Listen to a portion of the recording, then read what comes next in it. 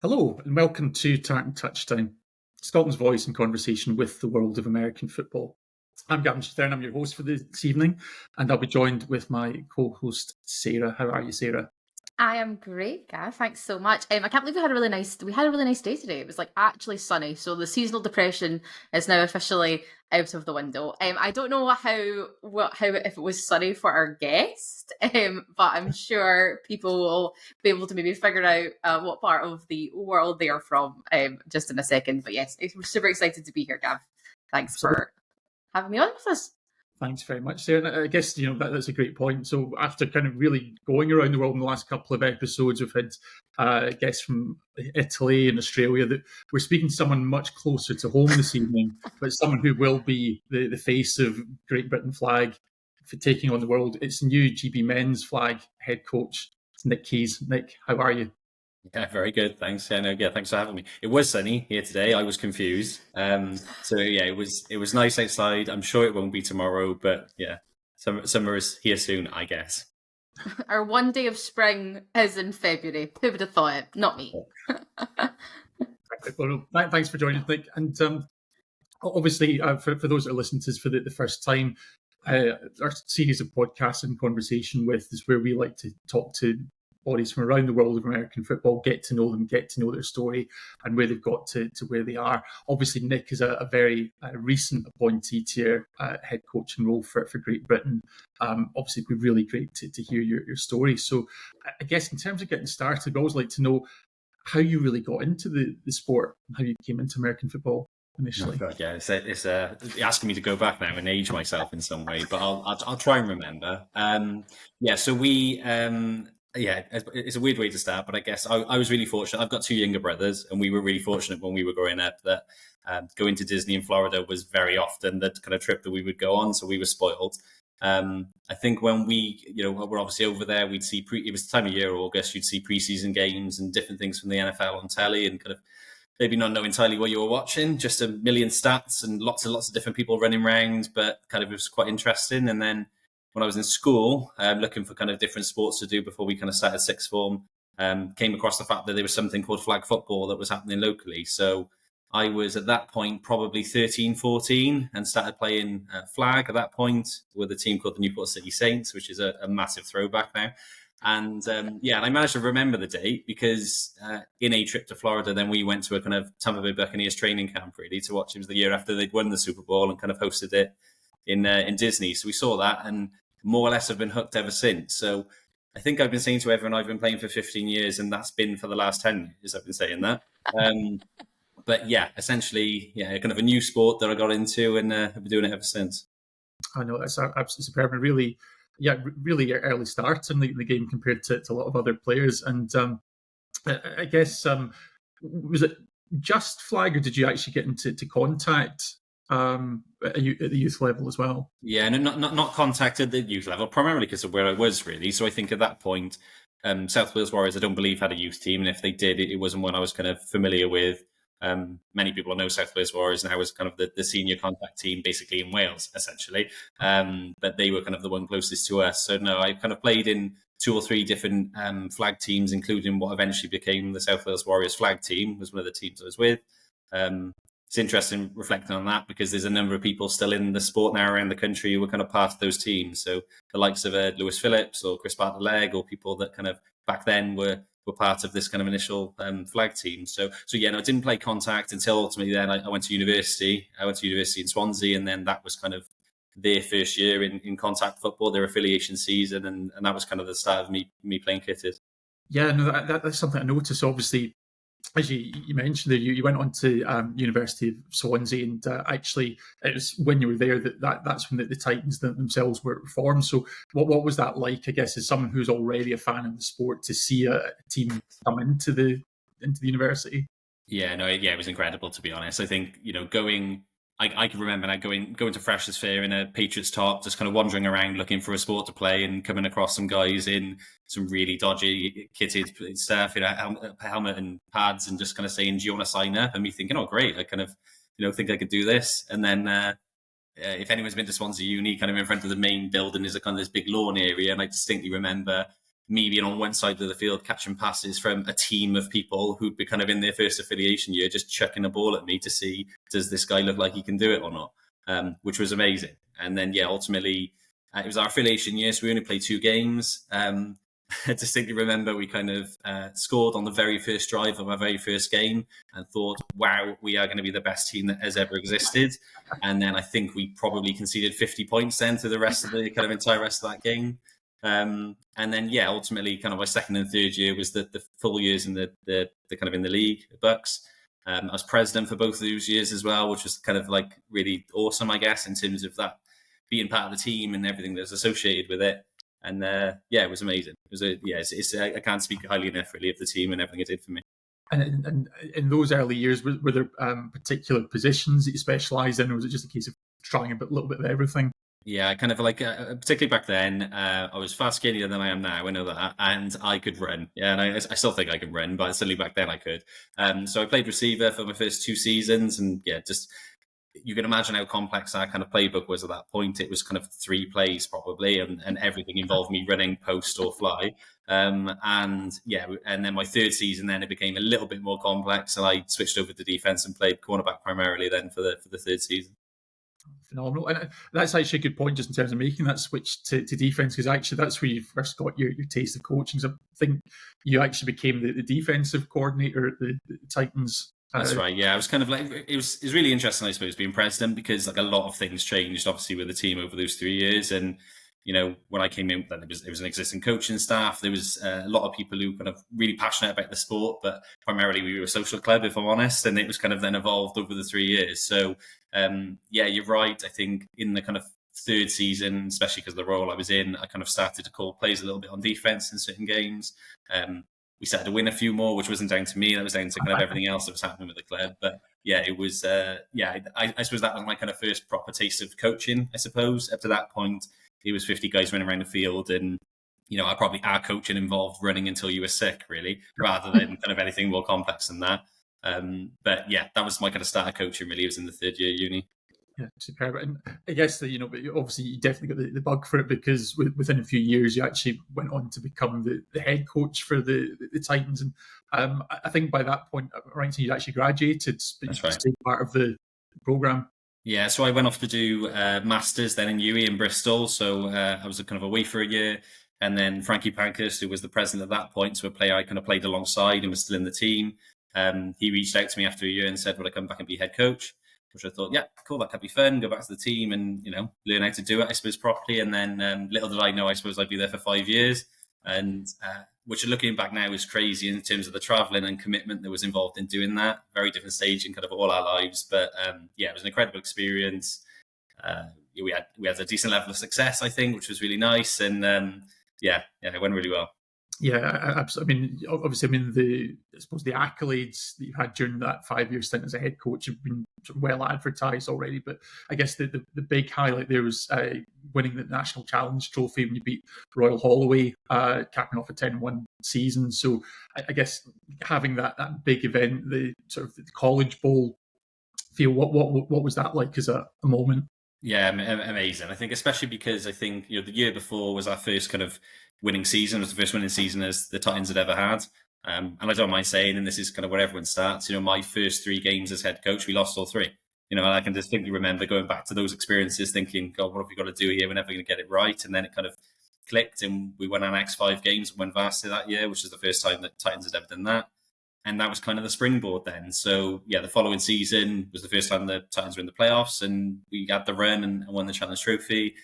Somewhere online, there will be a YouTube video of our team playing in the final, which was pretty special, really, in terms of, I think we just kind of chucked, my memory, at least of the preparation of that game, is I think we just wanted to leave nothing out there. And I know everyone says that, they want to just kind of show all their cards and have a go, but onside kicks and reverse passes and you name it, we did it. And I think, thankfully the result went our way. Yeah, well, do you know what? We did our homework, and there is. So if anyone wants to look for Gridiron TV, no longer going, but it's a chap, Scottish guy, Alan Price, I think ran that for several years, covered some of the flag tournaments as well. But it's still out there. You can relive the glory days. Fantastic. Well, actually, you followed that up he had an undefeated season, won Division 1 South in 2015-16, which again just shows the evolution of college ball in the UK. It just continues to go. You've got the different tiers. It's like, I think they've now almost got like an elite Premier division currently. Yeah. But again, just a fantastic achievement. But one of the big challenges with college, and you've kind of touched on that already, is I guess the churn of players. So of course there will be people who like to come back, or they take a night course at the uni to stay eligible. But you will also have your exchange students. You'll have people that just graduate and relocate. So what's that like coaching, where you have such a significant change in the team? It's a really good question. It's a really interesting challenge as well. Probably one that's, I think, put me in good stead now for kind of, I suppose, the role I'm now in and the kind of idea of turnover. But yeah, I think what I would say is the uni experience in terms of coaching evolved over time as well. So if my first and second year and third year particularly, our challenge was taking guys that had never played American football before in the kind of September Freshers' Fair back to kind of where I was, and within 5 weeks getting them where they could play a game against a really elite level team, or other people go through the same experience. So we were targeting guys who perhaps had played rugby, obviously being Welsh as well, so played rugby and perhaps got bored of doing it and wanted to kind of do a different form of contact sport or collision sport, and trying to bring in those athletes. I think by the time we got to year 4, we were a lot more proactive in terms of identifying talent to come to the university. Perhaps scholarships and things was becoming more of a thing then, and is really prevalent now in the uni ball game today. And I think the main thing I would say as well is kind of culture, which I know is a word that's kind of bandied about, but in terms of kind of our core values, they be really clearly established. So you're going to lose players, they're going to go through the program, and there were some excellent ones that we had over time. But the success of a program is that those values are with the program, and you can have players move through it. I was really lucky that a lot of people who we worked with within our coaching staff or as players, when they graduated, they wanted to do what I did, which is come back to uni and be a positional coach or graduate assistant and kind of keep fulfilling it, I suppose. So, yeah, I think it's an interesting one now, taking that to the national level. But and to answer the question, I think what we became a lot better at is, targeting the right type of athletes and the right type of people to be working with us. And then clearly having a kind of really developed scheme at that point where we knew what it took to win games at the uni level and had a tried system that you could drop people in to do that.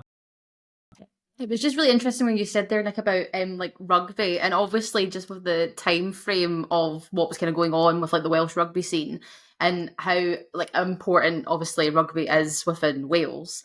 Did you ever find that maybe if you would like go up and maybe approach a kind of rugby player and maybe talk to them about maybe coming over and having a go at flag football, did you ever find there was that, that's like whatever, that's not real rugby, that's a different kind of whatever sport? Did you ever find that kind of conflict there for some of them? Yeah, definitely. I mean, particularly, there's some stories I wouldn't bear repeating from when I was in uni, where you'd have those kind of challenges with perhaps other sports and the perception of the guys in helmets and pads. But yeah, I think actually it changed over time, and obviously that's to do with like the NFL exposure becoming a lot more as well. People become more familiar with the game. But generally, and I kind of use the words already as we've been speaking now, is my sales point was, do you want to play a collision sport rather than a contact sport? And clearly, there's not me being anti-rugby in any way. Of course, I'm not. But it's a different type of hit. It's a different type of kind of contact. And for a lot of the guys, that appealed to them, or equally as people who they were playing rugby from a really, really young age, and they just wanted to do something different. And we all know the kind of appeal of having American football, particularly kitted, that lends itself to all different types of body types and sizes and all that. And so a lot of guys we had came through were kind of sometimes undersized actually, but found a sport that suited them more than playing perhaps playing in the front row or something like that. So I think, it was definitely part of that kind of optics, I suppose, around what the sport is. I think that's changed now, and obviously I've not been in the uni scene for some time now, but I think that has evolved. I think we did a good job of combating that, I guess, is certainly my later years of the program anyway. 100%. And I guess, recruitment was something you touched on there as well, Nick. And I guess that's quite relevant because one of the players that you recruited into Swansea Titans was Joe Cottrell, who almost returned that favour by bringing you in as one of the founding members for the Cardiff Hurricanes back in 2013. So actually a little bit of overlap there in terms of the timeline. So, I mean, the Hurricanes really have gone on to become one of the most successful teams in the UK, logged 2 national championships, a couple other appearances in national finals. But I guess one of the things thinking back is obviously you're running the uni programme you're also now taking on the flag commitments as well. How did you find that balance in terms of juggling the two codes, if you will? Yeah, I'm not sure if I did. I think that's the answer. I think it's like anything. Obviously, there was certainly overlap, particularly in terms of our first championship. That's largely credit to Joe. I would say, like, Joe was, when we talk about founding member, it was Joe with that program, and obviously he's been there ever since. And there's no coincidence that Joe being there has led to the success that Cardiff have had. In terms of juggle, a lot of sacrifice from kind of loved ones and people around me. Particularly my wife, who's been part of this journey the whole time. But also I think they're different sports as well, and I suppose have different demands on you. Let's not forget, when I was dealing with kitted football, we're talking on average 100 players, if you like, and often more than that in my later years. And managing a squad of that size versus flag, which is clearly smaller numbers and much more condensed. Now, that's not to say flag is easier in any way, because obviously being that it's less people, there's more, less people to have an influence, I guess, on what happens, the kind of consequences more if one person isn't pulling in the right direction. But that was the balance. I probably didn't, but the people I'd credit are those that were in both programs. The people that were there after me and continue to have success, and certainly in the case of Keynes, will continue to do so after I'm gone. Yeah, I guess just kind of challenging that balance further, you then added in some contact experience. Of course, you're already playing whilst coaching the Titans, but you then actually went to play senior ball with South Wales Warriors as well. So a really busy calendar for a couple of years. Yeah, just a bit. I think certainly physically anyway, I know that. I mean, in terms of Warriors, my kind of involvement was all over the place really over multiple years because of all the things I was balancing. But again, a good group of guys, Dean Jackson, who's kind of been fundamental with South Wales Warriors for years, was previously head coach, is now one of the key coaches with the Bristol Aztecs as well. Dean, as best man at Dean's wedding, like a kind of close friend of mine, has been fundamental really in kind of not only progressing those teams, but I guess facilitating me being involved in some way. So I can only speak of good things in terms of my experiences with them. In terms of everything that happened with Warriors, especially when I was kind of dabbling, we had some really good games, and personally I did some good stats and stuff, and that's all nice. But ultimately, it's a lot to juggle, and I think that's probably why I've certainly kind of settled on flag in the way that I did, is because physically it's less wear and tear on the body. We prioritise having a family and various other things, which kind of led to me kind of stepping away from Titans. But in all of those teams, and I suppose I would say this, but I only have good things to say about all of them. Like, they've all were kind of very accommodating to me, and perhaps kind of what I think is the right way to operate football teams or have success. And I think that's kind of translated into some of the success we've been able to have. So it's been great. Yeah, so I think, what's really kind of built up is you've had a real breadth of experiences in flag and contact football. So I guess, from my personal experience, like most of the clubs when they set up, there was actually a bit of a legacy back to the kitted game. I think about teams that are formed around that time. So obviously speaking from a Scottish perspective, Aberdeen Oil Cats, Grangemouth Broncos, the Kirkcaldy Bulls, obviously who were successful for such a long time. All of them had that kitted legacy. I think it's a little bit different now that flag is much more established in the UK. You have people who, for whom flag is the sole form of the sport. It's not a stepping stone to the contact game. It's not a retirement option, if you will. So how do you feel that, I guess, for you having that breadth of experience, how does that position you and having that range of perspectives? Yeah, no, it's interesting question again. So I think two things. It's just to echo your comments, really. Like, I definitely agree that despite perhaps what my personal experience was, long gone are the days now where you play flag because you don't want to play kitted. That's not the scenario now. One, because flag is an end to itself. It's an amazing sport. You can be very satisfied just doing that. But equally, because of the allure of Olympics and various other things, I think people now are seeing the merits of getting involved in this five-a-side game and doing both. A lot of international teams now have athletes that are doing both. And some of the best contact players that I know are like the likes of a Tim Thomas, for example, who went on to play in Europe and be an excellent receiver kind of in the UK. He played flag, back when we were kids, and has gone all the way through. And I'm sure he would echo, it gave him the skill set to do really well at contact. So in terms of, I suppose, what that offers me, I think probably a way in terms of recruitment and things. The big thing for me, I made a quote the other day that I'm really keen for our training camps to be the most competitive that you'll find in Europe. And for us to do that, we need a bigger talent pool than what we currently have.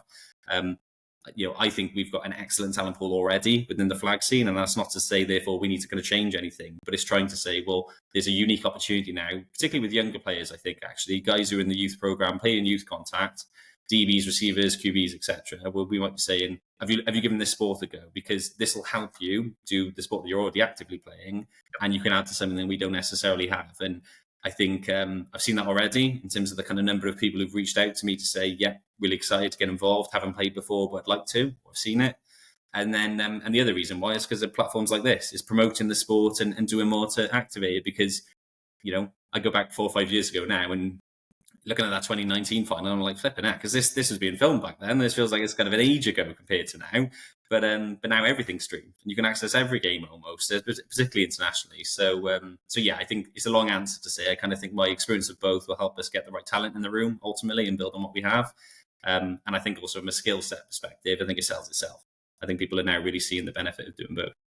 Yeah, and I think that's a really important question or point that you make there, because I think obviously you need to cast that net as wide as possible. And I think USA Football just put figures out for their own sport earlier in the week, and the growth, the net growth in the last 12 months alone, they have, I think it's 120,000 new youth flag players in their system compared to 2023. Now, obviously, I don't think there's any expectation that Great Britain's going to match that. Obviously, it's a fringe sport in comparison, but it shows the depth of the talent pool that they can work with, which maybe leads you to look at perhaps some more creative methods as opposed to balance that out here. So, I mean, we've obviously kind of talked about the relationship between contact and flag, but what does that mean for you in terms of scouting and your role as the GB head coach? Like, where will you be looking? Yeah, it means, well, so doing only what I was doing anyway, which is consuming every bit of content that exists. I think I was doing that anyway, so I think I got like a kind of decent a sense of the landscape. I think the other thing is just like proactively reaching out. There's such a thing in terms of kind of, I suppose, trying to protect people's egos and saying, oh, this is a national program, they should come to us, and if they don't, then we don't want them here. Like, now, ultimately, when you get them in the door, they need to buy into our values, they need to be committed. But we know of good examples in the program already of perhaps Americans with British passports who by happenstance searched British American football and then realised it was a team. Even I clocked, listening to the podcast of Liam Harper and Ollie Dyer describing their experiences of kind of by coincidence, really, that they kind of came across the sport. And that's great because they're great players and it's great to have that. But I want to be in a position where it's not by luck that we found people. It's that we're actively going out in those right pools, I suppose, looking at, go back to my days then of those dual sport athletes, people that we know that have skill sets that would lend themselves to flag. I know that there's a number of basketball players, for example, who've reached out to me or sports I'm speaking to where they say, yeah, I know this person. I think that's part of our role for all the coaching staff, actually. It's reflected in the way we've put the coaching staff together because we're scattered around the country, and that's good. You might have heard, I think, obviously, as much as Keynes will hold a special place in my heart, if you like, I'm not playing for Keynes anymore or coaching because I really see that being independent is important and is to afford me the platform to honestly engage with all these other teams and look and try and identify talent. So we got a good sense, I suppose, of who's out there already. But I think, the answer to the question is trying to engage with other sports, other platforms, continuing to fire things such, the ask I put on platforms such as this is, and it's happened already, is if you're somebody watching that you've come across this podcast and think, I don't know about flag football, but I'm going to listen to this bloke talk about rubbish for an hour. And he says, well, reach out, which is what I'm saying. Stop talking about myself in the third person, you know what I mean? But they can do that. They can find me on everything, and I'm keen to have those conversations. And if they can add to our programme in any way that they can add to it, then I'm keen to have them there. And that's ultimately what I want to do.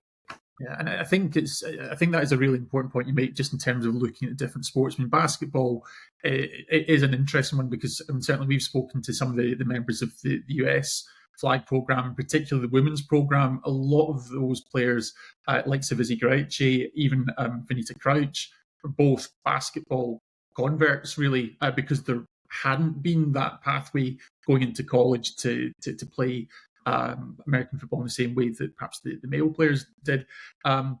But then even if you look at the NFL's international player pathway, so I guess with the Welsh connection, there is one very familiar player in Louis Rees-Zammit, who is obviously a rugby convert, but also we previously spoke to Praise Olatake, who is the Scottish Nigerian representative on the player pathway, again a receiver with the Caroline Panthers, but he didn't play in college either. He actually went to Ohio State as a track athlete.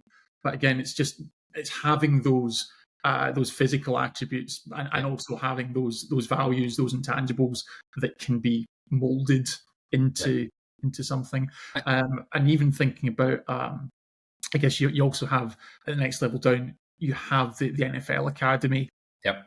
In Loughborough. So again, there's lots of different high performance programs now that are identifying athletes with that British connection. That's giving you loads of options to work with. And I want to say, I think your words are exactly right there. It's high performance doesn't necessarily have to be in football at the moment, because again, there's only a certain size pool, isn't there? So, I know already that, on the list of people that I hope will be at our camp in March and potentially in April, we have people who are trying out for the CFL at the moment, or who are playing in a European team, who didn't realise that GB had a flag team, knew they had a GB contact team, and that kind of crossover. Again, I'm very realistic. Not all of those players will lend themselves to playing flag. They have to come down, and even if they do, perhaps their personal circumstances or professional circumstances won't lend themselves to being in the programme long term. I'll take the small victories in terms of competition that will add to our camp anyway, and that's good. But again, the only people that will be selected for our teams ultimately and to be in the programme will be ones that are committed and will be adding value and aligned to our core values. So, I completely agree with you. And equally, if I use another example, somebody I coached in Titans is a chap called Marcus Wyatt, who's gone on to be what will be a Winter Olympian within the bobsleigh and is winning a number of medals at the moment. And he's another chap I've spoken to say, well, does being a dual sport athlete, is that of interest to you? And the answer is yes. And I think, but away from that, there's still kind of shared experiences, isn't there? There's still stuff that an elite performance person, an athlete, can offer to our guys in our program and our men and women to say, well, this is what it looks like to perform at the elite level, learn some lessons properly that hopefully we'll see the benefit of in September. Yeah, absolutely. And I think bobsleigh again is a fantastic example. It's one that I've thrown up before because actually, I don't know about Marcus's circumstances, but again, that's one that tends to attract a lot of track converts. Summer games and athletics. So I think it just shows that there's plenty of potential, and if it just gives you that opportunity for competition for places, it can only be a good thing. But I suppose it is interesting because certainly with the Americans, there's certainly members of their squad have talked a bit about the potential of the likes of a Tyreek Hill, a Patrick Mahomes, Lamar Jackson coming in and taking the places. Clearly for you, it's all on the table. Yeah, I think, it's exciting, the idea of that. Anyways, it's also laughable. That's what I would say. The idea of the idea of a Tyreek or somebody kind of being on an opposing team is just an absolute joke, really. But I think I love the idea. But yeah, you're right. Again, that's where the likes of the Louis Rees-Zammits are really interesting. I think the Christian Wades of the world, like different people in playing kind of elite sport. I go back to what I said earlier. Flag football is a really exciting time to be involved because irrespective of anything selfishly to do with me in this role, in terms of the development of it in the UK, it's only going in one direction. And I think the speed of it is probably going to be a lot quicker than we all realise. Clearly, we all talk about funding. We need to see evidence of that. We need to see that actually being pumped into grassroots and seeing the benefit. But I think the key thing for me, and I'm going to contradict myself a little bit here, but one of the points I really enjoy about flag is how accessible it is, because ultimately it's 5 people, it's a field, or 10 people, and you can do what you need to. I think what I'm keen to see at the national level, and we need to have, is that accessibility transfer into the cost of participation, because that is still a constraint for everyone. It's still asking for a huge amount from individuals in terms of paying for accommodation or paying to attend camps or whatever it might be. So that was really clearly in my vision of something I'm trying to address as me coming into the role. I can't make a bag of money appear, clearly, but the kind of purpose of it, the Olympics can't they? And that's the bit that we're all trying to lean into if we can. And if that makes it more accessible and we get more people doing it, then we all win. Absolutely, no, that's superb. And I guess talk about sources of competition. And yes, there's a world of athletes out there who could be pulling on a GB jersey in the future. But I guess thinking a little bit closer to home in terms of the in terms of the National League, I guess one thing that we've really seen is the growth of the competition. So I mean, coming back to your time at Keynes, I think you started off 2013. That was a time when basically had Kirkcaldy Bulls dominated everything, and I guess it was all a little bit up in the air. Well, who's going to take that spot? And initially, it was the London Rebels were probably the first team to grasp the nettle. But actually, over the coming years, there'd be various different teams that would kind of enter the fray. I'd say you won in 2014. Then we had the Rebels won a title. Birmingham Lions won a title. Quite a big contact presence in that team. Yeah. And I think what we've seen now is that there does seem to be a core of different teams that are competing. Obviously, like for yourselves, I think the Hurricanes, you played multiple finals against London Smoke. You had a big semi-final win at this year's Nationals against them. So I guess what can you speak to about the strength of the domestic league in terms of feeding into that?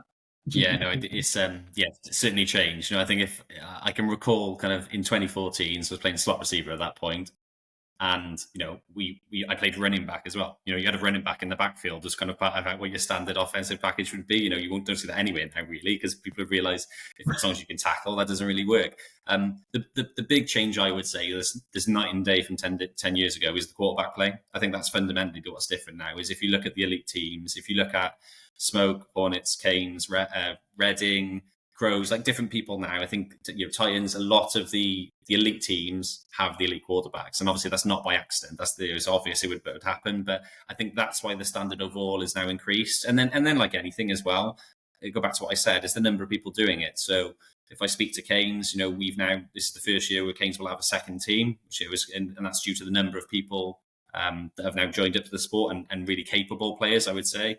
And equally, a number of players that have transferred from further afield who've tried to join Keynes because perhaps they've seen what we've been trying to build or the success perhaps we've had. And obviously that's with other teams folding and things as well. But I think that's what I look at, is when you get to that kind of like that top 6 seed in perhaps, but we're looking back to what it looked like before we even got into playoffs. There's very, very capable teams, and also quite a lot of parity in terms of who could go on to win that. I think as much as we ended up with Keynes versus Hornets in the end, everyone knows how capable Smoke are, and they could very well have been in that final. I look at the likes of a Reading going into those playoffs where they beat Keynes in the regular season and have had success against some of the other teams. So I think, it's super competitive, and that's exactly where we want to be. Again, selfishly, with the hat or the role I now have, I want it to be as competitive as possible. We want as many people do it in the sport as possible, because at that elite level, those are the people who are representing a national program.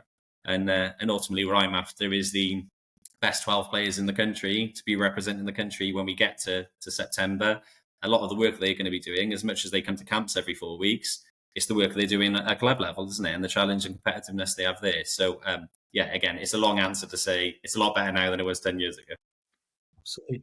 Now, one thing that I maybe just want to ask about is, I guess prior to your appointment as GB coach, you actually became involved in the Silvers program, which I guess for those who aren't familiar, Silvers is almost like the step immediately before the national squad. So it's very much a development program to help players who are on the fringes get that level of competition, experience, training, coaching, etc. How did you initially get involved in that?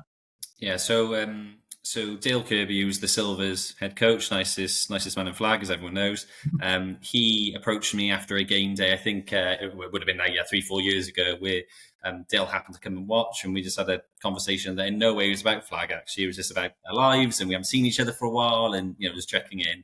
And then Dale contacted me the week after and said, would joining the Silvers program be something of interest to me? I don't mind saying I knew nothing about the GB Silvers program. I knew of Gold because of some of our players who've been part of the program, but nothing about the developmental side. Obviously, being my uni background, particularly, the idea of like developing talent was more or less what we were focused on, and something that I was really interested in. So we had a good conversation, and then Dale was very gracious, I suppose, to say, I think offensive coordinator is a role I think you could do well in. And to be fair, I have to say, I take the opportunity to say that there's no way I'd be in this role now if not for Dale's support. Like, he's been fantastic with me in the years that I've been in the post. I hope I've paid back that value to him in terms of trying to support players, but I'll leave Dale to comment on that. But I joined Silvers in that year. We went to Big Bowl, the team went to Pink Bowl, and he was really interested in taking on, going into a role with a load of players I'd probably never met at that point. And if I had, their only experience with me would have been the really miserable guy on another team they were playing against, which is still probably what most people's experience is with me, really, just being the opponent. But it was great. I really enjoyed my year with them. I've been kind of in the background, I suppose, behind the scenes for the last 2 years as I've been focusing on my family and the like, but still involved and still very much kind of really interested in ultimately the betterment of GB. That's what the whole purpose of Silvers is. For me, clarity of purpose is really important when you're developing a program, and that's the messaging I'm trying to really emphasize now in this new role. And at the time, Dale's was really clear, which is that he wanted ultimately players in Silvers who one day would play for gold. And there's some good examples of people who've done that. That's incredible. I guess one of the other big developments in terms of the GB programme this year has been the creation of the under-21s programme. It's headed up by Coventry Cougar Kelly Barrett. So what is your view in terms of, I guess, how the under-21s will interact with the Silvers programme in terms of having those, I guess, dual feeders into the top team? Yeah, the answer to that is a huge amount. So obviously that was something that was kind of established before perhaps I formally came into post. But since I've been in post, a big feature of our discussions as a coaching staff is that this isn't kind of 3 independent coaching staffs operating 3 independent teams. Like, clearly there's huge overlap. That should be in the way that what our principles are as coaches and the way that we evaluate talent. It also should be in the messaging to players, so that, because if I put myself in the shoes of an under-21s player, clearly everyone has to get better, but I'd want to have clarity on what I needed to do to one day play for gold. And that isn't just get older and get physically bigger. So I think that kind of quality of communication is what I'm trying to emphasize. I think even in, me being in post now for a month, it's really joined up. I think everyone's bought into kind of what we're trying to deliver. And in answer to the question, there will be huge overlap. We are going to have kids now, I'll call them in the most respectful way I can mean it, 17, 18, 19-year-olds. That's made me sound really old, and that wasn't intentional. 17, 18, 19-year-olds who, if they're good enough, they're old enough. And much like the kind of Gareth Bales or the Wayne Rooneys of the world or the people who've come to the youth programs, if we can find a way to accelerate their development to add to our gold team, that's what we should be doing. Ultimately, in terms of purpose, the under-21s team is the future Olympic team, isn't it? Or is the future Olympics after this one team? Now, like anything, because of the way the structure is, we need, like everyone, we have to win now and then be able to win then. And that does mean that winning now will mean some of those players won't necessarily, because of age or retirement or injury, personal circumstances, will necessarily be in the future team. But for me, my messaging is really, really clear, I think, which is that we hope that all of them, all the under-21 players and people who are currently 15 and 16 who one day want to be in that team, come on that journey, seeing that the future is hopefully that they will be an Olympic team. And it isn't just that kind of being an under-21s is almost lesser, or the third team. It's not that. It's part of your journey. Everyone has their own development pathway. Some people are ready more sooner than others. But the point to us as coaches is making sure we're supporting people to do that. Ultimately, we're there to help people meet their potential. That's our core purpose. And at all levels, Silvers, under-21s and gold, that's exactly what we'll be doing. Brilliant. No, it's a great answer. And I guess that now brings us up to, I guess, where we are now, present day. So it's just turn of the year, really, and you get the call to tell you that you're now the new head coach of the GB men's flag team. What's your first reaction when you hear the news? Oh God! That's my first reaction. The problem is I'm dead inside. Okay, so I say thanks. Thanks. I've got 8 days until a camp or something. Have a couple of conversations around coaches and various other kind of bits as you'd expect, really, in terms of kind of the initial setup. I won't pretend there's obviously no celebration at all. I probably gave myself 10 minutes to speak to my wife and family and kind of share news. But I kind of, for me, the work starts immediately, doesn't it? You don't have much time to kind of settle in and enjoy things. As you'll have gathered from me already, when we talk about Titans and stuff, as appreciative I am of those experiences, sitting and taking time to enjoy them isn't really what I do. I'm thrilled, of course. I'm really excited about the opportunity, and I'm really grateful for the trust that's been put in me, really, because it is a role I take really seriously. But ultimately, the last month has been busy, and that's what it's supposed to be, because ultimately we're now looking very much to what does September look like, and what does everything beyond that date look like, and that's where my focus is. Absolutely. And you kind of alluded to one of the points there, which is that you found out 7 days before your first camp. So tell us a bit more about that in terms of you have 1 week to get yourself ready for the first big event, and there is only a limited number of events in your coaching calendar as well in the year. So, what was that thought process for you? Yeah, it was a challenge. I think like anything, obviously, I didn't know necessarily when the outcome would be determined in terms of who was head coach, but I started to put thought to what that would look like if it was me. So yeah, with immediately starting the ball rolling is formulating a staff, being really clear on messaging. I think for the players was really important because I wanted to be really respectful of the work that Alan Young and others had done going into preparation for that camp. We shouldn't forget there was a lot of players who were already informed they were trialists. There was due to be a November camp that had been cancelled because of weather. And so a lot of people were showing up probably with the expectation that there'd be a camp on a weekend with a new unknown head coach possibly, and they would be told if they were in the squad. So the key thing for me was extending that timeline because I didn't want to be kind of obligated to pick a team with very little time to think and manage.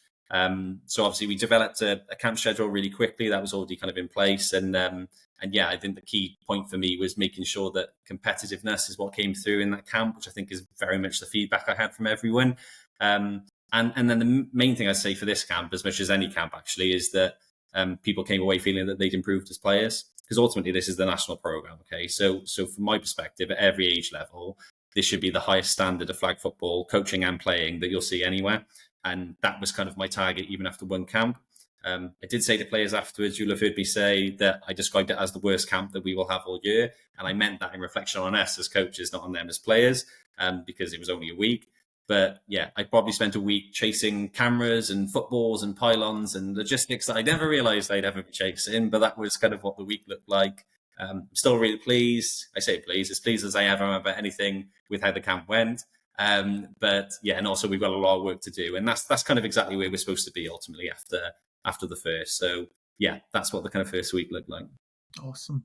And one thing that you've talked about, I guess, in terms of the challenges ahead, but apart from all your experience as a coach, you've already talked about that point around building a culture. Now, we spoke actually to some of your peers that you've played with and coached previously, and we've got an excellent quote come back that I just actually want to read to you. So if it sounds scripted, this is one of your anonymous colleagues' words. So he did actually say, quite honestly, I think he's one of the best culture builders around. He makes you want to play for him. He gets the very best out of people. He's won at every single level of football, and he's applied himself at. He's generally a great person who will always look for ways to get an edge over anyone he's matched up with. So I think you can see there, obviously, that's just one example, but very highly thought of, and I think really emphasises that point around culture. So I guess maybe not just putting you in the spot how you feel, just in terms of what they think about you generally. Well, I was going to say, I can't believe they lied to you like that. I was going to say you'll need to pass a $5 to whoever that was. Thanks so much. Yeah, no, I mean, yeah, in terms of how I feel, yeah, it's incredibly generous, and I'd probably relevant to what might be the question. I think, listen, anything I've, and it's not that I've done things, just people we've done as a group. Everything's team, isn't it? And I think I've been really, really fortunate at all levels that I've been involved in. To work with really, really good people. That's also because ultimately that's what it comes down to. Even as a coach, you're as successful as your players. Okay, and yeah, you have a role in terms of distilling messages and trying to make up the 1% or give them the margin victories to kind of make the difference. But if people don't buy into that message or they don't see the benefit, then nothing happens. So it's really generous, and I appreciate you sharing that as really kind of somebody, whoever lied to you. But I think ultimately it's down to the people I've worked with. I credit them with everything. No, superb. And I guess the one theme that, as I say, has come through both from your peers and from what you've said already is that point around culture. So now that you are in charge of the top programme in UK flag for men, is how are you going to help create that culture with obviously that eye on the Euros in September? Yeah, I think ultimately it comes down. So if we talk about kind of creating culture, it's back to what I said a bit earlier about kind of culture being programmed really, and wanting to be the players can pass through that program and the values still exist. But I'd say it's just being really, really explicit on what those values are. And everyone would say those values are winning because that's ultimately what we all want to do. And this, I don't apologize for kind of wanting to do that, but I'm more interested in kind of what you need to do in order to win or to give yourself the best chance to win. Ultimately, this is sports. Okay, nobody can guarantee anything in terms of results. But if we focus on process and the steps that go into being successful, then I'd like to say that gives us a really good chance of achieving that.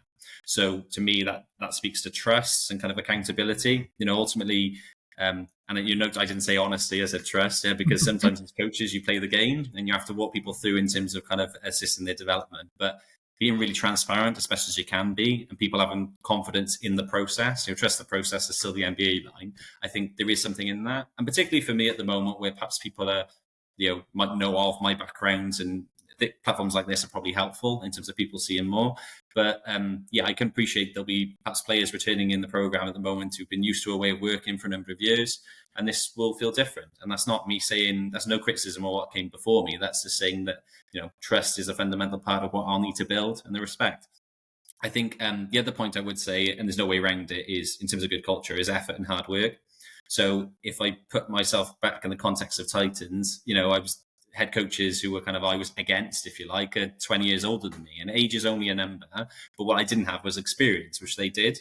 And I think the way you combat experience is with hard work and effort, and you kind of close the gap then on those things. So for me, good culture includes people working their asses off and trying to kind of make the difference. And that isn't just on the 2 days that we have on a weekend together. That is all the dates in between. That's how they prepare for games. That's how the actions we take during games is what happens afterwards. If I use an analogy, if I can describe it as helpful, is one of the principles I say to our coaches all the time is be a force multiplier, don't be a fan. And what I mean by that is it's very, very easy to sit and watch a game from the coach's box that you're in, and then suddenly that game's finished and you think, flip it, what just happened? It's just like gone past me in the blink and I've not been able to influence. Being a force multiplier is like proactively influencing what's happening, influencing talent. Don't just get caught observing a drill and not knowing what's going on, or thinking things afterwards that you could have said to somebody. So, trust, hard work, and then there's a discipline and accountability thing to everything. Ultimately, I'm now in a position where I'm accountable for everything that happens within the men's program, and so it's for me to take decisions that I think best support us to achieve what our goals are. And some of them are very literal goals in terms of top 6 finish and going to Worlds and maybe one day Olympics. But I'm more interested in, between now and camp, can I make sure we've got the most professional environment that we could have and give our players, I suppose, the best chance to achieve what our collective goals would be? And that's my point around culture, and that I apply that to any of the teams that I've been in. And again, thankfully, the people that I've worked with have very much bought into that. So hopefully we can do that in the men's program too. Excellent. And one of the other developments, I guess, in terms of your football career, if you will, is the fact you've actually made the choice, because it was your decision to step away from Keynes, as you've already mentioned. So I guess how difficult was that decision for you to leave a team that you've been a key part of for 12 seasons? I was going to say it was too easy. That's not good, is it? I was going to say, and it's not. That's not. And the problem is, it was so easy. After I've done it, I thought, oh god, there was a mistake. I almost feel like I've kind of just left people in the lurch. I've just kind of just disappeared, and they just gone. But no, without being flippant, I think easy to do it when it's an off season, I suppose, and things are semi-quiet. I'm sure when the guys are all training on Sunday and they're all together, then I'll realise it more. Perhaps even more so if I thought I was terrible and couldn't play, perhaps it'd be easier. But in my arrogance, I still think I can. But it's more, the reason I say it's easy is because of what I think this program deserves, and what I think how seriously I take the position. I think that's what it's more down to. I don't think I'm sacrificing anything, because I've been given an amazing opportunity, and me focusing on this role rather than playing and using, I suppose, my time to focus on this role is what's in the best interest of GB. And if we fast forward 12 months and somebody at BAFA says, Nick, we don't want you anymore, I'll hold no ill will in terms of, if only I'd carried on playing. I'll kind of give the role the best effort that I can, and I know those around me will do the same. And the reason I do that is ultimately because that's what I'm asking for from our players. I'm saying that kind of extra commitment and that effort, if I'm not doing it, I can't ask it from them. So, I hope that'll earn some trust. Ask me after week 1 how sad I am. But hopefully it'll all be fine. Awesome. And I guess, to that point, because of course there's, there are the camps, there's potential scrimmages or friendlies that you might get to play, perhaps even some tournaments. But now having that free time, what does the rest of Nick's calendar look like for the sort of 6 months ahead? just staring at my phone every 30 seconds, I think, seems to be, if you ask me so far. I think, in terms of the dates in between, it's like anything, a lot happens at all times. So it's not just the week of camp that suddenly there's a focus to get things in place. I'm really grateful of the way that BAFA particularly have engaged with me in terms of really regular catch-ups, because there's a lot of foundational things I think we need to do that are well in advance of September.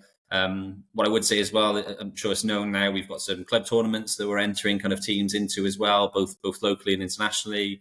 We're working really hard to secure some international friendlies. So this isn't just a kind of, we'll have some camps, we'll run around together and then look forward to September. This is a very, very structured focus on how we develop people. And that's the thing for me, is ultimately, if you say to me, we've got X amount of camps, we should be able to map out exactly what that development pathway looks like to put us in the best position to be successful for Euros. I try to make sure point, and as a staff, we'll try to make point that nothing's by accident. I'm not saying that we won't make mistakes, but in terms of the design of our camps is very, very intentional. And so the kind of uncertainty that people feel at the moment, or possible pressure, that's by design, and that's good.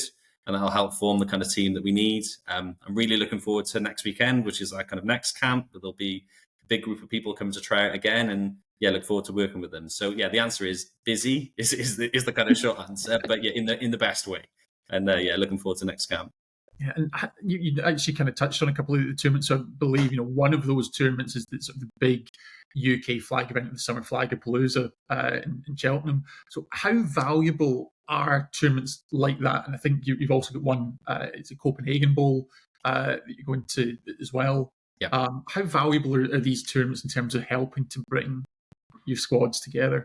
Yeah, super valuable. I think for two reasons really, and probably to play through the timeline a little bit. So obviously, as of May, when Copenhagen Bowl will be, that's still a ways removed from a team selection necessarily in September. So there's a very literal benefit of helping with squad selection, which is what these tournaments will help with.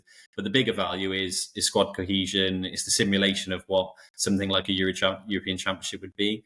Go back to my point of experience. What we ultimately want is people to have kind of done the trial run of it. I can tell you now, as much as we'll go out to win any tournament that we enter, in no way will I be satisfied if somehow one of our teams won Copenhagen Bowl but then weren't successful at Euros. That's not a sign of success. So we've got to be very, very intentional in what we're trying to get out of those tournaments. Flagapalooza is slightly different because obviously silvers and under 21s is the intent that they will be submitting teams for that. So a different point in the timeline, and obviously again the purpose of those squads is slightly different at this point to what we're trying to do for gold. But ultimately what we all want is to be playing elite competition, don't we? That's the best way to kind of formulate the squad. Speaks to what I said about having a competitive environment, which is what the camps will be, and I think those tournaments will just kind of echo that really. So we look forward to it. I was going to say there's a long time between now and then. There isn't literally, but there's a lot of things to do between now and then. So some time's away. It's going to be a busy 6 months ahead, and I guess as you've already touched on, really in terms of 2025, all roads lead to Paris with the European Championship. So I mean, you've kind of talked about, obviously it's the priority, but what are your ambitions heading into those championships? Obviously coming off a 10th place finish at the Worlds, and I guess the implications for the new qualifying structure for the Worlds in 2026. What are you looking to accomplish? I think there's probably there's a couple of answers to this. So I'll go with the very literal one, is what I alluded to already. So 4 Worlds, again with the announcement that kind of top 6 is required to qualify. As much as we all talk about Olympics, and it is a really exciting thing, if GB want to feature in the upcoming Olympics, the only way we'll do that is if we're at Worlds and in a position where we perform really well at Worlds. So the literal answer is a top 6 finish in order to qualify for that. The less literal one is being much more focused on the foundational pieces to give us a team that will be successful there and successful in future. And that may well mean not an Olympics appearance in 2028. We don't know what that looks like in terms of flag beyond then, but clearly I know BAFA's vision is definitely that 2032 features in the thinking, as it should. So my ambition would be, in any team I've been in, we're not there simply to take part. That's not, I won't be satisfied. I can look back now. I'm talking about myself again, but it's because I look now and kind of roll my eyes a little bit. But I think in my 3rd or 4th year of uni, I do remember kind of saying at a freshers, a kind of combine session we did with 100 athletes, saying that if you came from a background where taking part was what was most important, you're in the wrong room. And I kind of mean that a little bit with GB too, in terms of a promise. If we finish top 6, as much as we will have kind of achieved the goal of qualifying for Worlds, I don't believe there's anyone in our program that would be satisfied with that as an outcome at the moment. And that's good. That speaks to the ambition of what players, the returning players, did last year and what their experience were at Worlds and a lot of success that they had, and also not being satisfied by that in any way. So the benchmark is kind of moving, if you like, and it needs to move at pace if we want any chance of competing in the Olympics. That's reflected in how kind of what my ambition is for the tournament. Play by play, control the controllables, all the generic things we would all say, but ultimately, yeah, we're going there with a very clear goal, and that's to go and compete. Yeah, absolutely. I mean, it is a very competitive field because, of course, I mean, from certainly the men's side, Austria obviously made it all the way to the world finals. You had Switzerland did a fantastic campaign in terms of finishing third, and in terms of what we saw from GB at last year's tournament, some very close games. And I think we can obviously talk about beating the European champions Germany in the group stages, and some very tight games that went either way against the French. Obviously in defeat, but then against the Spanish, come down to final extended and repeated play to close that one out. So I guess what I'm trying to get to is it's a very competitive field, but there's fine margins as well. So when I guess you can see that there is the talent there to match up, but when it comes down to delivering in the moment, how important is the mental side in terms of preparing? Yeah, hugely important. And I think particularly because, as you say, the margins are so fine now. I think gone now is it just purely about having the kind of more athletic team or the better team. I think there's a lot more parity amongst everyone. So I think for us, it's, again, controlling what we can control. So being the most prepared team is part of it. And there's a huge amount of good work that existing players and staff have done that was reflected, I think, in the performance that they had at Worlds. And I think the other thing is us making sure we're difference makers in game. So the key bit for me is, listen, we want to win every half. But what I'm particularly passionate about is making sure that we win all of the second halves. Because if we do that, then we're adjusting in the right way and doing it better than our peers. And that's the challenge to us. Again, it's flagged. The margins are tight. If you look at the games from Worlds, there's a lot of things in there that could have meant the results went against GB. And because of their resilience and the mental aspect, I think the preparation they put in advance for sports psychology, etc., they showed a good level of resilience in order to end up on the right side of those results. And that's good and something we need to really build on, and we will. At the moment, we're trying to find the athletes, I suppose, that show those traits and that understanding, that kind of resilience, mental resilience, physical resilience, to be able to kind of cope in those environments because they are high intensity. But yeah, it's a critical aspect, and this is elite sport now. So flag's kind of catching up to that because it's still ultimately amateur, but it speaks to my comments I think I said already around professionalism featuring in the way that we approach everything, and that's in every aspect of the game. So yeah, it's fundamental. Yeah, I had a really interesting conversation with Grace and Ellie, who are part of obviously the women's Team GB flag team. And they were talking about that mental state of when you come off something and you win and you instantly have to go to the next, and how that it does take that resilience and you can't get swept away in the emotions and have just getting caught up and everything going on. So what do you kind of hope to instill in your players for that? Is it just we have to keep going to get to that end goal? Or do you take the 5 minutes, celebrate it, and then go, right, okay, now we can move on? Yeah, I kind of, there's an answer I would have, and then there's an answer I think perhaps what I would distill to players. So I'll go with my answer, okay, which is, the game is here to be a step ahead, isn't it? Yeah, so ultimately, again, what does being satisfied or successful, what does that mean to you? And for different people, that'll mean different things. We as a program, we will find what that is with our players, because that's not something I can impose whatever I want, but ultimately the players will have a sense of what they think is successful and being resilient. I could go to Cardiff Hurricanes. There are games this year which I would describe as trap games, after very high highs of beating some successful teams, and then seeing the game afterwards and having the awareness to say, this is a dangerous game in a scenario now from a mental perspective rather than anything physical. And I think that's the point for our players. There's nothing wrong with being, enjoying the moment. Again, it's important you do that. Personality on the field is really important. You don't want people just being robots in their approach. But I think certainly in my role as head coach, that kind of finger on the pulse, I guess, in terms of when people need more or less in terms of a drive, that's really what the head coach's role is. That might be the arm around the shoulder to say, we lost that one, but we're going to make sure that loss doesn't affect the next game. Or that might be the great, we've had success here, but it's one game and we're on to the next one and we haven't met our goal yet. And I don't mind saying that if in a world where, and I'm sure this is the case for everyone actually, that in a world where you're successful at Euros and God forbid you win it, that isn't the end goal either, is it? That's what we've all talked about. That's just a step towards where ultimately everyone is trying to get. So I think the answer is it's kind of really, really clear focus on where we're trying to get to. Celebrate the good things and kind of, I suppose, don't get too bogged down in the bad things. But yeah, for me, is to make sure we're kind of pulling the bus, driving the bus, whatever you describe, whatever analogy we want. Yeah. You kind of talked about the fact that they have access to sports psychologists. I know that we've kind of come in and had a chat, but I guess one of the headlines that's come in with the Olympic potential is the money that's coming into BAF. And I know that you perhaps not personally pulling the purse strings, but if you look at, I guess the USA would be the benchmark where they have access to full-time nutritionists, to strength and conditioning coaches, to counselling and mental health support. I guess, where are the areas where you think that the programme could perhaps become more robust in helping to become the most prepared team? I mean, listen, all of those aspects, I would say. I think like one of the interesting things with Flag is because it's ageless, he says, even things like coaching, all coaches that exist in the UK all play.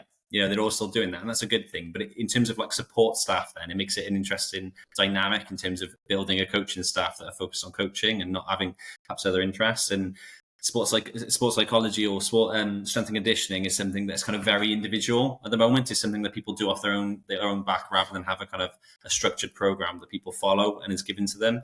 And I think that's certainly areas that I've got experience in and that we're leaning into more.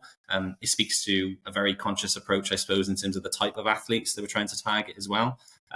People saying, well, how fast do I need to be? Or how much do I need to weigh? Or what height do I need to be? And it's not that the people can magically grow, clearly, but it's just being conscious of it in terms of our kind of talent that we're targeting. So that's a big feature of it. And again, on the money side, I think it's back to what I said earlier. Like ultimately where we'd love to get to is that there isn't a cost for participating with a national program. There's a physical cost, there's a mental cost, and there's a commitment and effort that we're asking for. But what I don't want it to be that the people who can play for our national program are those who can afford to. And I think that's not where we want, and that's probably where we are at the moment, and we've got a ways to improve on it. I think we all know that that's a constraint and something we're trying to overcome, but that's probably my primary focus. And then outside of that, then this kind of front end work I've just described, that's how we'll see the benefits then in September and beyond. That's what will kind of tip the margins really is doing that foundational work up front, and that's where our focus is at the moment. Yeah, absolutely. And I think, as you say, obviously the big focus is first and foremost on the Euros, with a view to what that unlocks for the Worlds. Maybe just looking slightly further ahead, obviously, it's no surprise to everyone by now that Flag is going to be a part of the Olympics in 2028. But when the details started to come out late last year on the format, you're starting to hear that there's only 6 teams are likely to be in that. Now, obviously, as you mentioned before, GB men finished 10th at the Worlds, I think currently ranked 14th. So if the Olympics were tomorrow, would be on the outside looking in. Are you disappointed that it's starting off in such a small scale manner? Yeah, I mean, I'm speaking from the perspective of a fan now, I guess, same as anybody else. I think, I mean, it is obviously in terms of it's a limited field. If I'm honest, do I lose any sleep over it whatsoever? Not in any way. And that's primarily because it's not in our controllables. It's not something we have. My focus is more saying, well, if there's 6 teams, we know who one of those 6 is going to be. So that's immediately 5. And then, if the point is having all the kind of national champions from around the world, then we know where our target needs to be as GB. I think, what's interesting context for this is not forget the last year with Worlds, one of the teams the GB beat was the European champions. And whilst I think absolutely Germany will be back with something to kind of fight for it, because they'll be reflecting on Worlds being disappointed, no doubt, and there's no way they're going to go away quietly. So the challenge is very much there. But I think it's in our gift, really. I kind of look at it and say, if it was more than 6, it's the same as Euros. If somebody said you don't have to finish top 6, you can finish top 10, then I suppose naturally people ease back a little bit and maybe they relax. But that's not where my focus is anyway. So if we don't earn the right to qualify for Olympics, I'm sure people will be disappointed, but it'll be on us if we don't. And that's my focus really. We've got to perform in such a way that we need to be there, and we're one of those 6. Yeah, Absolutely. And I guess I think from what I understand is that there's a number of other sports that are actually in the same situation. They're being trialled out, and I think they're kind of limited to that 16 format as well. So it's nothing personal against the sport that we love, but I think definitely you're already starting to see that I think USA football's building relationships with Australia, and I know that they talked even at the previous World Championships about how they are already keeping one eye in 2032. That it is about, obviously, yes, ideally if it's a 16 Olympic, you want to be there in merit in LA, but they obviously want it to be a long-term fixture as part of the Olympic program. Yeah, I think we all hope that that's the case. I mean, yeah, on that, I mean, again, we're all speculating, aren't we? But I think if you were going to say flag football's first year in the Olympics, where can it be to give it its best chance of being the long term? I think LA is probably the best place to start. Rightly or wrongly, there will be all the eyes in the world, all the players in the world trying to get involved with that. So, yeah, I sit here with some form of hope, I guess, that means it'll be really successful. And the other thing is, and we all got to be careful we don't contradict ourselves here. We're all saying how great this sport is. And if it is, and it's covered in the right way, the sport will speak for itself, won't it? And it'll only become more and more popular, and the justification for it being there long term will only be more and more. So, yeah, you're right. I can speak from a BAFTA perspective. As part of my role, not one person has said to me, Nick, your requirement is that you need to be in the Olympics, or you need to be getting the team to a certain placement. I think the focus is very much foundational and about saying what pieces need to be in place to deliver an elite program, and then that will hopefully deliver the results that get us to wherever we need to end up going. And my role is maybe I want a more accelerated process than that, and that'll be my focus, selfishly. But again, that's something we'll look at with our players and try and deliver it as best we can. Sorry, Nick, no. I'm just saying I have to say this on every time we mention the Olympics. And Nick mentioned it because we all love the sport. If there is anybody listening from the Olympic Committee who would love a tiny little Scottish podcast to come over and do any kind of commentating for either of the Team GB teams when they make it, it will be available. And the link tree is in the bio. Just that's it. I have to say it every time, just in case somebody listens. You never know. Yeah, you've already got I think that whole month blocked out in the calendar, don't you? Literally, it's just ready, just in case anybody needs it. The July and August 2026, I'm 2028. Sorry, I'm wide open.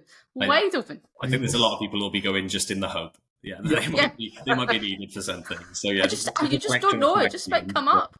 Literally, if it's the rules of the Olympics for GB are, if there's a team in it, somebody has to commentate on it. And do you know what? I'll do it. I'll do the burden for everybody. It's really not that big of a deal. It's okay. I'll do it. You're cross to bear, Sarah. Yeah. Well, I think we're kind of moving towards the end, Nick. But I guess one thing I just want to ask, obviously, it's a really busy season ahead for you and for all the teams. I mean, we've already seen some of the winter tournaments underway, and I think the Division 1 of NFFL starts in just a couple of weeks. What are you most looking forward to, I guess, with your GB hat on, in terms of what's coming up this year? Yeah, I think... and it's funny now, isn't it? Because obviously there'd be a different answer than if you'd asked me 5 weeks ago. I think, yeah, the competition mainly. I know it's the theme I keep pushing, and it's not to kind of just keep beating that drum, really. But I think with the talent level being as high as it is, particularly at the Prem level, I think when you start looking through the fixture list, there's game after game. You say, right, I'd want to see that, or that looks like it could be a good game.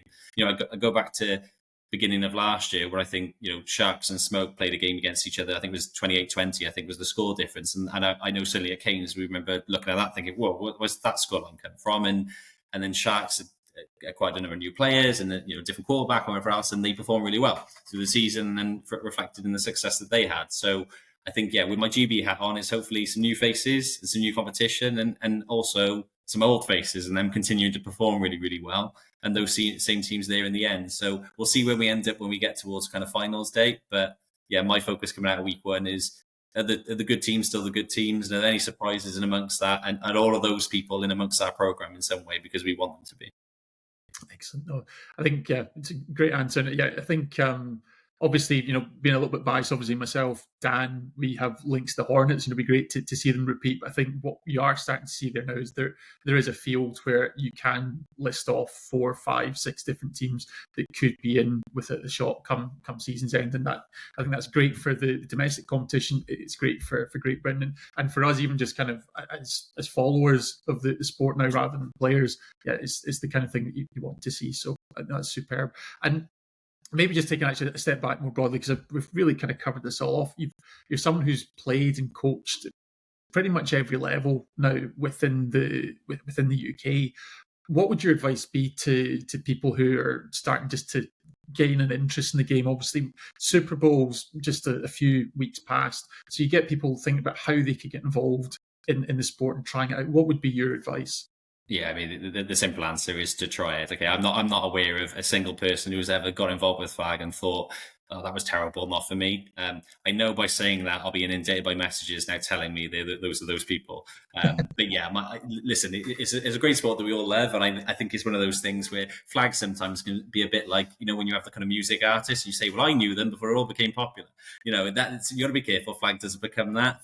For me, we want as many people doing it as possible, and everyone who gets involved will get something from it.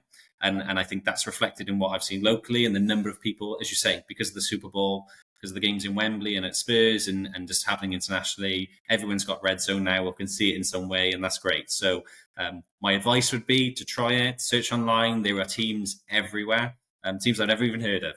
Okay, and you'll be able to get involved with them. And if you don't want to do that, then you can be a tournament player and go and find a number of clubs who are keen for you to play in Ravenscraig or one of the other locations and have a really good time doing it. So that'd be my main thing, is participate, hopefully be successful at it, and then hopefully we'll see you at a camp down the road. Fingers crossed. We're looking forward to it. I think it's going to be a great season ahead. Yeah, I think it's been wonderful having you on this evening, Nick, just to talk us through your story so far. But I think, as you've already alluded to, there's new chapters have been written all the time. So we can't wait to follow up and see how it goes as the year progresses on the road to Paris. So thank you very much. Thank you very much for having me. Yeah, I appreciate the chance to speak to it. Excellent. Well, thanks everyone for joining us. Thank you, Sarah, as ever, for being the co-host chair tonight. Oh yeah, it was so good. I was so just amazed just listening. It was just really good. Amazing actually to hear somebody who not only obviously cares about accolades and winning and such, but I really get a feel from you that you really care about the players and your talent that's going to come up. And that's just really inspirational. I really hope anybody listening who is planning on making the journey and coming to the camps and everything can really get that feel from you, because I got it from listening to you. And yeah, it was wonderful. It. So thank you so much for speaking with us. It was amazing. Yeah, thank you. Yeah, I appreciate it. Excellent. Well, thanks, both to Nick and Sarah for joining me this evening for this conversation. Obviously, the NFL season is over, but it's a busy year ahead. The national flag season's kicking off, and we've also got domestic competitions across UK football. So we'll be back with more coverage and more interviews over the coming weeks. So please keep following us for latest updates. But for now, this has been Tartan Touchdown. Thanks for listening.